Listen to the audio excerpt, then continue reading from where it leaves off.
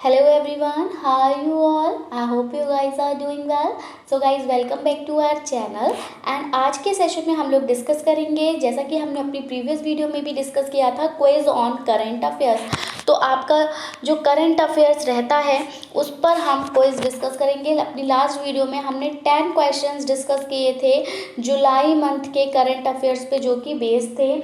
आज हम total 15 questions cover करने वाले हैं।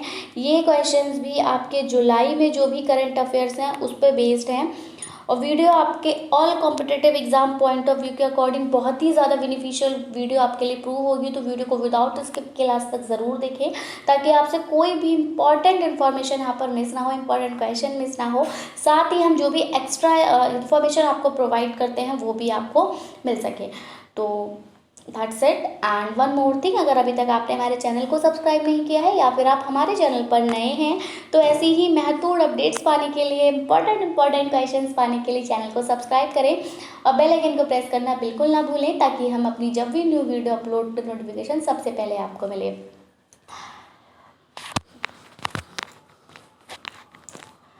सो the first question for our session is, Bharat ने हाल ही में किस देश के साथ रणनीतिक साझेदारी स्थापित करने के लिए एक समझौते पर हस्ताक्षर किए हैं?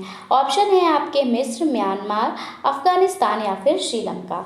तो देखिए, अगर हम बात करें समझौते की, रणनीतिक समझौते की, तो किन्हीं दो देशों ने मिलकर रणनीतिक साझेदारी स्थापित करने के लिए एक समझौते पर जो है वो हस्ताक्षर किए हैं, साइन किए हैं।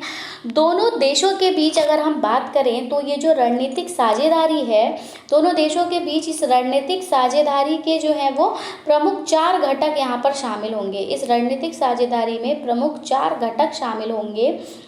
अर्थात यहाँ पे क्या क्या देखा जाएगा, तो यहाँ पे राजनीतिक, देखिए राजनीति एक घटक होगा, राजनीतिक।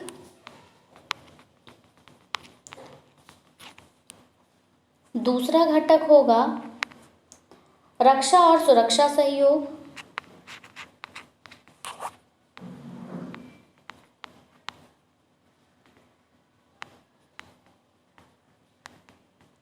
रक्षा और सुरक्षा सहयोग। तीसरा घटक जो यहाँ पे होगा वो होगा आपका आर्थिक जुड़ाव।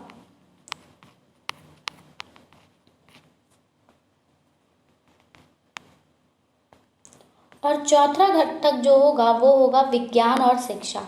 तो इन 4 घटकों पर जो है वो फोकस किया जाएगा। इन 4 घटकों को शामिल करते हुए दो देशों ने रणनीतिक साझेदारी स्थापित करने के लिए हस्ताक्षर पर साइन किए। तो वो देश कौन सा है? तो देखिए, पहली बात तो आपको बता ही रहे हैं, एक देश तो भारत है ही। इस भारत ने इनमें से किस देश के साथ जो है समझौता किया है? तो वो किया है इन्होंने मिस्र के साथ। किसके साथ किया है? मिस्र के साथ किया है। और इन 4 घटकों को इसमें ये शामिल करेगा, जिससे क्या होगा, सहयोगात्मक प्रयास के साथ, और साथ ही हम ये भी कह सकते हैं कि सांस्कृतिक आदान प्रदान से और लोगों के बीच संबंध जो है वो इससे बढ़ाए जाएंगे। ठीक है, इससे लोगों के बीच संबंधों को भी बढ़ावा दिया जाएगा। क्लियर है? आगे बढ़ेंगे, अगले क्वेश्चन की तरफ देखेंगे सेशन का next question. And this question says that, कौन सी संस्था Trans Asia Railway TAR network का नेतृत्व करती है? विश्व बैंक, संयुक्त राष्ट्र, WEFE या फिर IMF। तो इनमें से कौन सी संस्था Trans Asia Railway TAR network का नेतृत्व करती है? तो देखिए, हम बात करें सबसे पहले तो जो आपकी एशियाई विकास बैंक यानी कि ADB है। एशियाई विकास बैंक ADB व्यापार, निवेश और पर्यटन को बढ़ावा देने के लिए किस किस को बढ़ावा दे रही है? ये एशियाई विकास बैंक एक तो बढ़ावा दे रही है आपके व्यापार को, दूसरा बढ़ावा दे रही है निवेश को, और तीसरा बढ़ावा दे रही है ये पर्यटन को। ठीक है, तो व्यापार, निवेश और पर्यटन को बढ़ावा देने के लिए चट्टोग्राम और कॉक्स बाजार के बीच कौन सी बाजार है? एक तो चट्टोग्राम है और कॉक्स है। ठीक है, कॉक्स। तो चट्टोग्राम और कॉक्स बाजार के बीच 102 किलोमीटर लंबी दोहरी गेज रेलवे के निर्माण के लिए बांग्लादेश को 400 मिलियन अमेरिकी डॉलर का ऋण प्रदान करने को ये तैयार है। ठीक है। दूसरी तरफ जो Chattogram Cox's Bazar railway Trans Asia Railway TAR network है, इसका ये हिस्सा है और जो संयुक्त राष्ट्र के नेतृत्व में क्या है, एक पहल है। और अगर हम बात करें इस पहल की कि इस पहल का लक्ष्य क्या है, तो इस पहल का जो लक्ष्य है वो है लोगों और बाज़ारों को बेहतर ढंग से जोड़ना। क्या है, लोग और बाज़ार, ठीक है। तो एक तरफ लोग हो गए, एक तरफ बाज़ार हो गए, तो इनको बेहतर तरीके से जोड़ना ये इसका लक्ष्य है। और इसके लिए जोड़ने के लिए जो है वो एशिया और यूरोप के बीच निर्बाध रेल संपर्क प्रदान करना है, ठीक है। तो यहाँ से हम समझ सकते हैं कि जो Trans Asia Railway TAR network है, इसका नेतृत्व जो है कौन सी संस्था कर रही है, तो इसका नेटवर्क जो है वो संयुक्त राष्ट्र कर रहा है, यानी कि यूनाइटेड नेशन UN। क्लियर।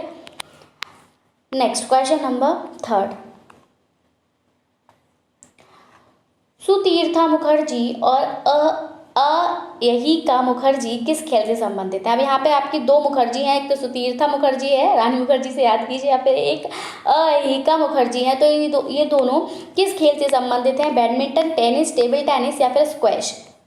तो ये देखिए, ये जो आपकी सुतीर्था मुखर्जी हैं और अयहिका मुखर्जी हैं, इन्होंने क्या किया था, इन्होंने WTT, क्या है, WTT कंटेंडर ट्यूनिस में अपना पहला महिला युगल खिताब जो था वो जीता था। और इसी प्रकार इसी से ये जोड़ी जो है इस वर्ष WTT कंटेंडर का खिताब जीतने वाली पहली भारतीय टेबल टेनिस खिलाड़ी बन गई हैं। कौन सी, टेबल टेनिस की खिलाड़ी बनी है पहली भारतीय, जिन्होंने कि WTT कंटेंडर का खिताब जीता था। और भारतीय जोड़ी ने जापान की म्यू की हरा। इस जोड़ी ने क्या किया था, इस जोड़ी ने जापान की म्यू की हारा थी और मिवा हरिमोटा थी, मिवा हरिमोटा, इनकी जोड़ी को इनकी जोड़ी को 3-1 से हराया था, ठीक है। तो ये सुतीर्था मुखर्जी और अयहिका मुखर्जी हैं, ये आपके टेबल टेनिस से संबंधित है। ऑप्शन नंबर C जो है वो यहाँ पर करेक्ट हो जाएगा। आई होप आपको आंसर क्लियर हुआ होगा। आगे बढ़ेंगे, देखेंगे सेशन का next question and it is question number 4 and it said,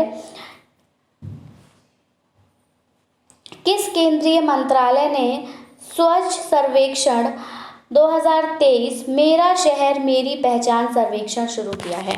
तो यहाँ पे आपको बताना है कि किस केंद्रीय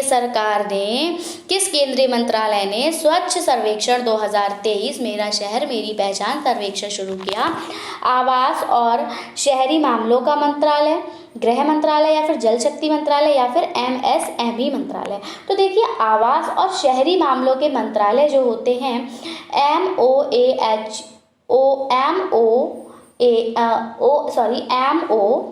ये होते हैं आपके MOHUA, ठीक है, ने स्वच्छ सर्वेक्षण SS 2023 के लिए फील्ड असेसमेंट लॉन्च किया था। याद रखेंगे, क्या लॉन्च किया था, फील्ड असेसमेंट लॉन्च किया था। और यह दुनिया के सबसे बड़े शहरी स्वच्छता सर्वेक्षण स्वच्छ सर्वेक्षण 2023 मेरा शहर मेरी पहचान का है 8वां संस्करण। कौन सा है, 8वां संस्करण है। और मूल्यांकनकर्ता जो है उसमें उसके 46 संकेतकों पर 4500+ शहरों के प्रदर्शन का यहाँ पर अध्ययन करेंगे और इसको 1 महीने के भीतर पूरा करने की उम्मीद जताई जा रही है। तो यहाँ आपका जो आंसर है वो है आपका A, आवास और शहरी मामलों का मंत्रालय, क्योंकि इन्होंने ही फील्ड असेसमेंट लॉन्च किया था स्वच्छ सर्वेक्षण पे। क्वेश्चन नंबर 5 है, किस केंद्रीय मंत्रालय ने नई दवाओं और टीकाकरण प्रणाली के लिए NOC अनुमोदन लॉन्च किया। किसने किया, तो स्वास्थ्य और परिवार मामलों का मंत्रालय, मत्स्य पालन, पशुपालन और डेयरी मंत्रालय, विज्ञान मंत्रालय या फिर पशुपालन और डेयरी मंत्रालय। और पशुपालन डेयरी मंत्रालय, विज्ञान प्रौद्योगिकी मंत्रालय और विदेश मंत्रालय। तो इन चारों में से कौन सा है आपका करेक्ट आंसर। इसके लिए हम पहले बता दें कि जो केंद्रीय मंत्री हैं आपके पुरुषोत्तम रुपाला, केंद्रीय मंत्री कौन है, केंद्रीय मंत्री हैं पुरुषोत्तम रुपाला। मैं लिख देती हूँ, पुरुषोत्तम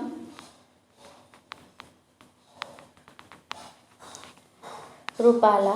तो ये केंद्रीय मंत्री पुरुषोत्तम रुपाला ने नई दवाओं का टीकाकरण प्रणाली, पोर्टल के लिए NOC अनुमोदन लॉन्च किया। इस पोर्टल के साथ DAHD केंद्रीय औषधि मानक नियंत्रण संगठन के सुगम पोर्टल के साथ एकीकरण के माध्यम से पशु चिकित्सा उत्पाद प्रस्तावों के मूल्यांकन और जांच के लिए पारदर्शिता के साथ नियामक अनुमोदन प्रक्रिया को और अधिक जो है वो सुव्यवस्थित किया जाएगा। तो यहाँ हमारा जो करेक्ट आंसर जाएगा वो जाएगा आपका ऑप्शन नंबर बी के साथ मत्स्य पालन, पशुपालन और डेयरी मंत्रालय। नेक्स्ट क्वेश्चन नंबर 6 इज किस देश ने नेशनल रिसर्च फाउंडेशन NRF विधेयक 2023 को मंजूरी दी है? USA, भारत, जापान या फिर ऑस्ट्रेलिया? तो देखिए भारत का जो केंद्रीय मंत्रिमंडल है उसने संसद में राष्ट्रीय अनुसंधान फाउंडेशन यानी कि NRF विधेयक 2023 को जो है वो पेश करने की मंजूरी दी। स्वीकृत विधेयक राष्ट्रीय अनुसंधान फाउंडेशन NRF की स्थापना का मार्ग जो है वो ये प्रशस्त करेगा, जो कि अनुसंधान और विकास को बढ़ावा देगा और भारत के विश्वविद्यालयों, कॉलेजों, अनुसंधान संस्थानों, अनुसंधान और विकास प्रयोगशालाओं में अनुसंधान और नवाचार की संस्कृति को ये बढ़ावा देगा। तो हमारा यहाँ पर जो करेक्ट आंसर होगा वो कौन सा होगा? It's none other than Bharat, option number B. Clear? Next question number 7 है किस संस्था ने 6G विजन फ्रेमवर्क को मंजूरी दी है?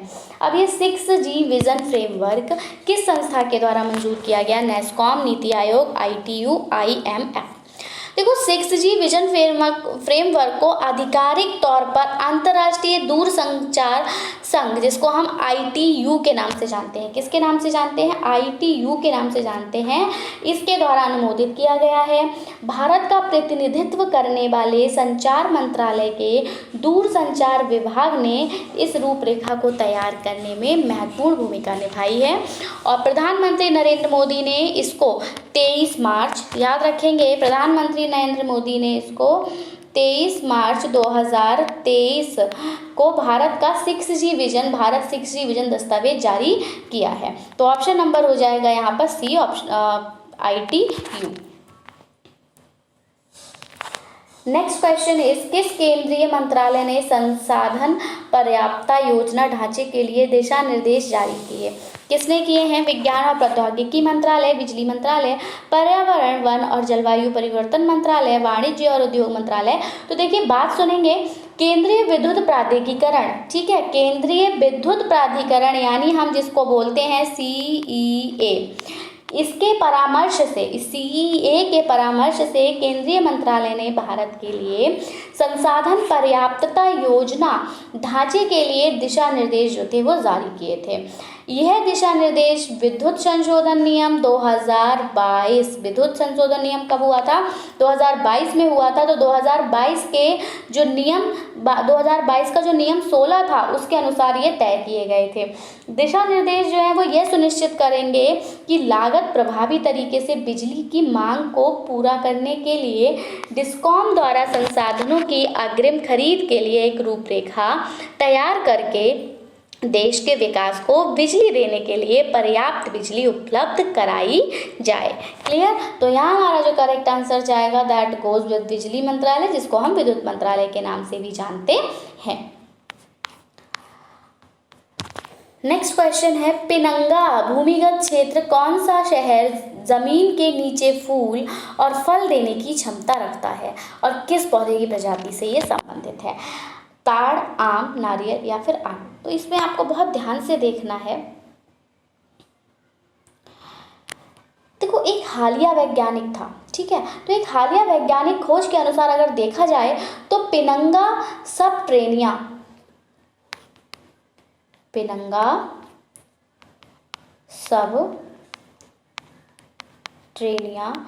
ताड़ की प्रजातियों का एक सदस्य है। किसकी प्रजातियों का? तो ये ताड़ की प्रजातियों का एक सदस्य है, जो अगर हम बात करें जमीन के नीचे तो यहाँ पे इसको फूल लगाने की क्षमता होती है और ज़मीन के ऊपर इसको फल लगाने की क्षमता ये रखता है।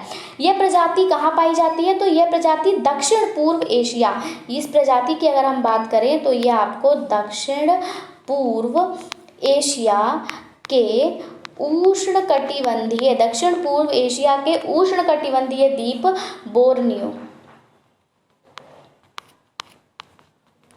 बोर्नियो की मूल निवासी है।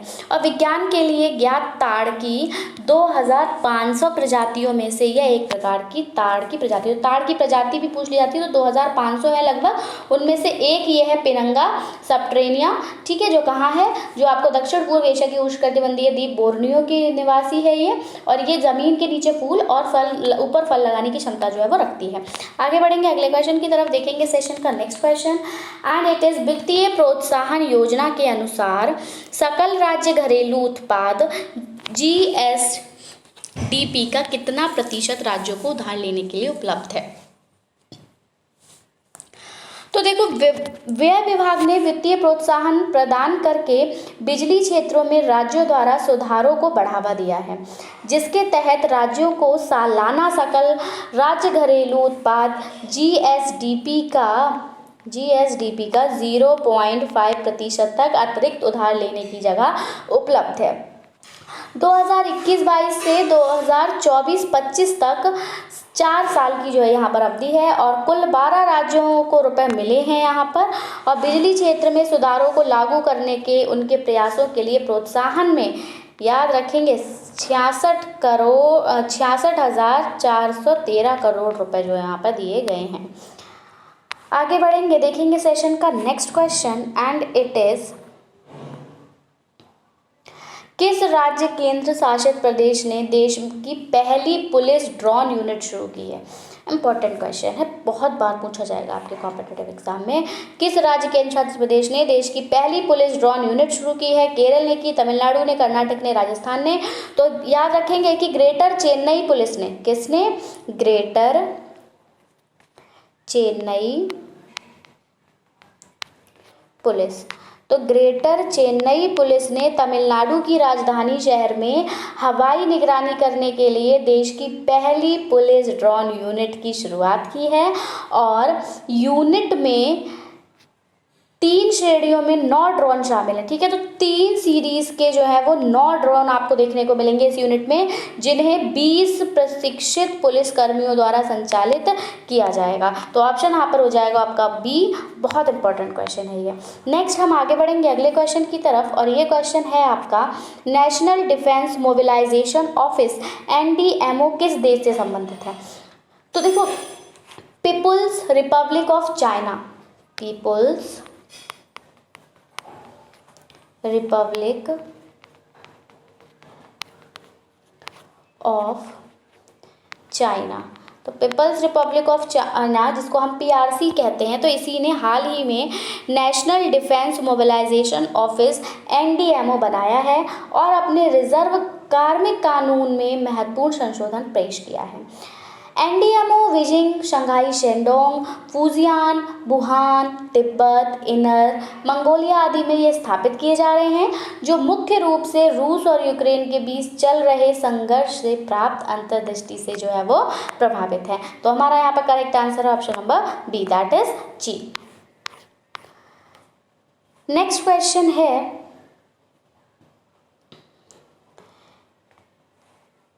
किस देश की वस्तुओं और सेवाओं के निर्यात और आयात के बीच असमानता को क्या कहा जाता है। तो किसी देश के बीच अगर आपकी वस्तुओं और सेवाओं के निर्यात और आयात के बीच अगर असमानता है तो उसको क्या बजट घाटा कहेंगे, चालू खाता घाटा कहेंगे, सकल घरेलू उत्पाद या सकल राष्ट्रीय उत्पाद कहेंगे। देखो ये आंसर बिल्कुल क्लियर है, ये आपका चालू खाता घाटा कहलाता है। और ये जो चालू खाता घाटा है इसको हम CAD के नाम से जानते हैं। और ये किसी अर्थव्यवस्था में वस्तुओं और सेवाओं की जो भी निर्यात और आयात होते हैं उसके बीच में जो भी डिफरेंस होता है उसको ये मापता है।